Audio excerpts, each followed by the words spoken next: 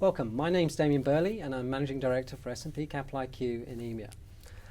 We're here today to talk about the M&A activity in the Nordic region, which jumped in value by 27.8% in 2012, while at the same time contracting by 30.4% in Western Europe as a whole, according to the research conducted by S&P Capital IQ into privately held and public listed businesses of Denmark, Finland, Norway and Sweden.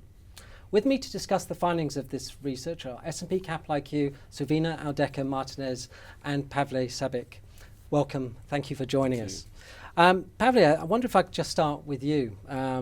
This is very interesting data, not surprising that the industry's contracted to some degree, but how the Nordics come out of this is pretty impressive. So, Pavle, why did the M&A activity in the Nordics increase to such an extent? There's several aspects that kind of contribute to the fact that the Nordic M&A was quite buoyant, contrasting that to the Eurozone. First off, macroeconomic figures seem to be quite stable. We had good GDP growth for the Nordics, while the Eurozone actually contracted in some instances. Up until the Q3, Q4 last year, the figures are coming in, and it seems the Nordics did quite well in that respect with GDP. Also, when we look at S&P ratings, they were quite optimistic about the credit markets of the Nordics. So they had a AAA rating for all four of those countries and a stable outlook as well. You look at the aspects of the general market and how they perceive the credit markets and the sovereigns, and the market-derived signals, which are a CDS indicator of these markets, were also very positive. They were a AAA as well. They're a lowercase rating, they're quantitative, but essentially they're saying that there hasn't been much volatility in those credit markets and in terms of the market sentiment towards those Nordics. Mm-hmm. Also, and what we discussed in the research, is the fundamentals for both privately held and public held Nordic companies. So they were very good, and they increased the kind of attention that they brought in M&A activity in the Nordics. And was that linked to the strength of the banks and the fact that the rest of banks weren't hit hard in that region, or is it a separate trend overall? What we did is we looked at non-financials in this, so we look at purely at corporations. And we found that the fundamentals for the private sector and public sector were very good. If we start off with revenue, we actually witnessed some double-digit revenue growth in these aspects. There were some sectors which did decrease, but generally across the four countries, across all sectors, there were some very, very good instances of that. Operational statistics were very, very good. Current ratios for these corporations were very good as well. So this all led to increased confidence in that region in terms of the fundamentals and M&A activity. And just bringing you in now, Suvina, I think SMEs played a large part in this M&A activity overall. I mean, do you see that that's a trend continuing on? And why is the SME such a large part of this? And maybe if you could just give us your definition of SME, because I believe it can be different for every organisation. Perfect. That's an interesting question, Damien. And let's start by defining what we consider by SMEs. We look at companies that had a revenue or turnover below the 100 million. So that gives you really the lower end of what is a mid-cap organisation, all the way down to maybe 10 million, 5 million turnover companies. This is really what you would call SME broadly in the industry. You did mention in the initial remarks that 30% decline in the amount of the transactions of M&A. If you actually look at the number of transactions, you also see a big decline in Europe by 11%. But if we leave outside the bigger organizations and we concentrate on this group of SMEs, we have noticed that in the Eurozone, the number of transactions, including SMEs, and the value of those has increased by 13%. So what that shows is it's a complete reversal of the trend that you have seen across the Eurozone, and not just a reversal, I would say a very, very positive trend.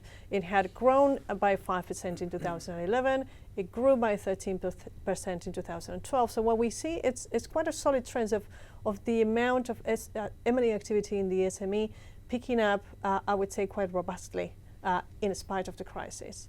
Because we have the Nordic focus in this chapter, when we also looked at the SME group in the Nordic companies, we saw that about 77% of all the M&A activity in the Nordics, it's driven actually by SME companies.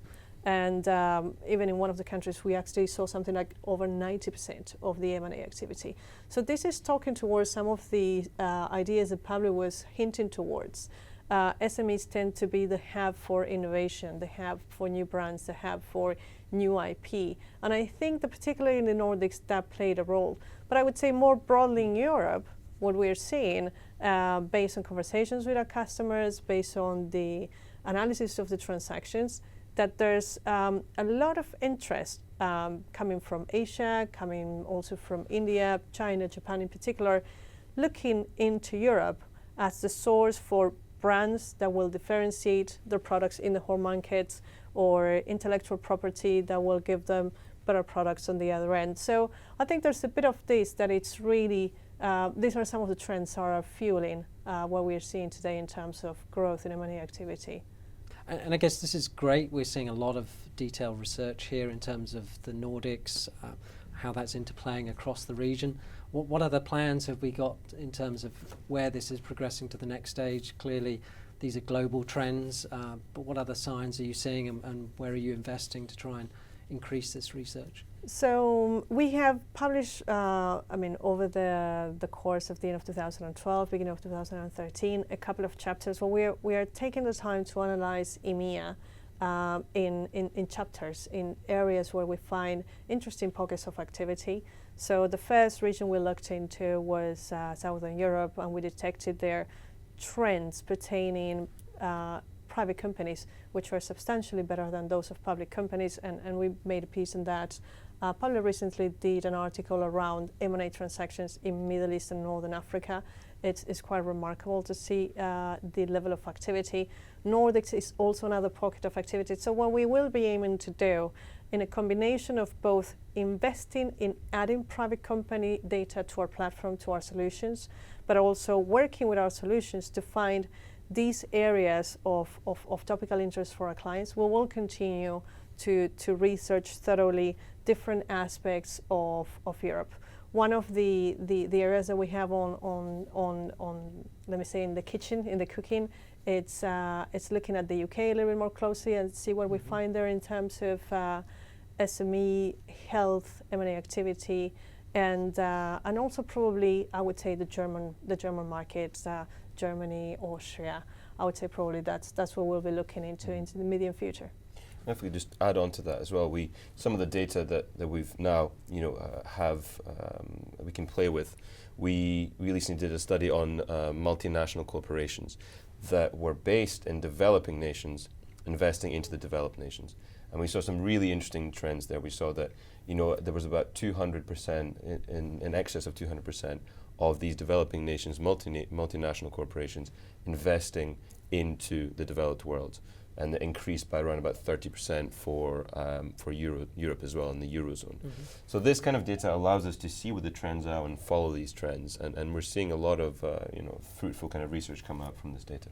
Well, thank you very much for joining us today. I'm sure the audience has enjoyed listening to you, and I look forward to seeing the chapter on the private equity side of the lending supply to this kind of middle market as well. Thank you. You're welcome.